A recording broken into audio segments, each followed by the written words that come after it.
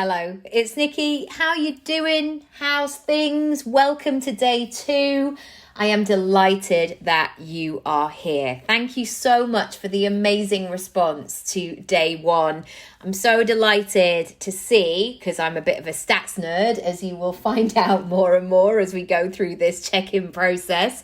I'm so glad that so many of you around the world are doing this process. You're in great company. And one thing I should say is because we all work, we don't all work in this way, but because we all can, work from our phones or work from our laptops, or we can essentially have a lot of independent time because the pandemic and various other things that we can be at home. There's something that feels really lovely and really great about knowing that other people out there are making moves too. So if you, throughout this process, have any self-doubt or I don't know if I can do this, or maybe I'm the only one, please be rest assured and lean on that confidence that we all have in you, because I know that there is a collective out there. There are like-minded people who are supporting you and cheering you on along the way. All right, day 2. I have got a very fun one for you today.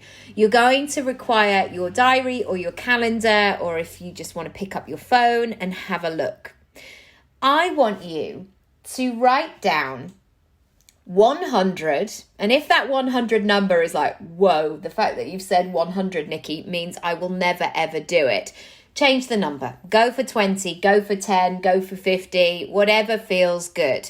Or if you've had an absolute shitter of a year, then you'd be like, I can name you 3 things, Nikki, but I'm not going to do any more because I just can't.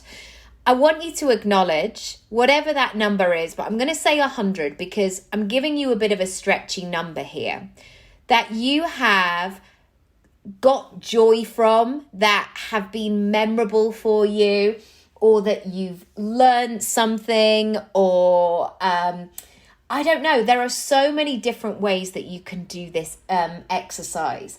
So you might go through your diary and think, oh, we went to that place on that day. I really loved that. Basically, you're looking for ways that you can jog your memory about what you've actually done this year. So you can go to your calendar. You can see the things, the important moments that you've had in your life that you've really enjoyed, and write them down. You could go to your Instagram posts or your archives on your story and go, oh yeah, I made that really banging sandwich. That was fantastic. I'd never done that before. You might want to look at your pictures in your phone and just remember those moments. We are still, with our youngest, having this yellow moment, and I love it when she'll come into a room and she's just got everything yellow on. She's just completely owning it. This is my favorite color. I declared it when I was 1, when I got that yellow tutu, and I just haven't taken it off since. She is still very much in that vibe. You might want to think about stuff that you've cooked. Maybe go on your YouTube history if you watch lots of YouTube, or your Netflix, or books that you've read, and really notice all of those things. You might want to look at your WhatsApp messages and scroll back and even think about those really funny moments. I look at it sometimes with my pals where I'll look back and I'm just like, what were those voice notes all about? But we might be doing something completely different that day, but it's just such a lovely bonding moment. I basically want you to notice it all. Notice all the good stuff, because it can be so easy to think about what hasn't worked, or what's been tricky, or what's been challenging, or even look inwards and say, oh, I didn't do that enough, or oh, I could have done that better. And actually, in doing that, we miss all the beautiful, brilliant moments.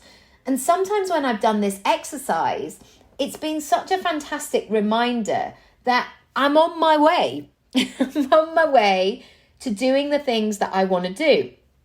And for some reason, when I go to set goals, or when I start planning ahead, in my head, I imagine that I'm starting from zero. I'm imagining that I'm starting like at the beginning, right from the beginning. And what I've learned is that I need to build on where I am right now. So if I'm beginning something new, why don't I lean on the fact that I've had 41 years on this planet that I'm already bringing with me? And yes, I've definitely made loads of mistakes along the way. But how great that I've got those essentially in my success toolkit, or however you want to refer to it. They're in my back pocket going, yeah, don't do that again, Nicky. That did not work. Like I don't know who these we are, but like that, there was a lot of lessons that you had to learn right there. So it's important that you take all those things that you've learned along the way and put them to good use. So I want you to enjoy this process. If you want to write them down, if you want to put together, open a Canva document and put together some sort of lovely collage of all the pictures, have a look at what 2022 has been for you.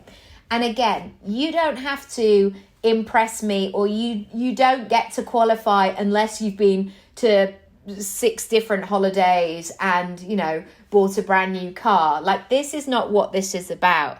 These are those moments where you say, oh, that incremental thing was great. Or even this morning, and hi, Alex, if you're listening to this, I had a lovely, spontaneous, brilliant 20-minute chat with my friend Alex this morning on the school run.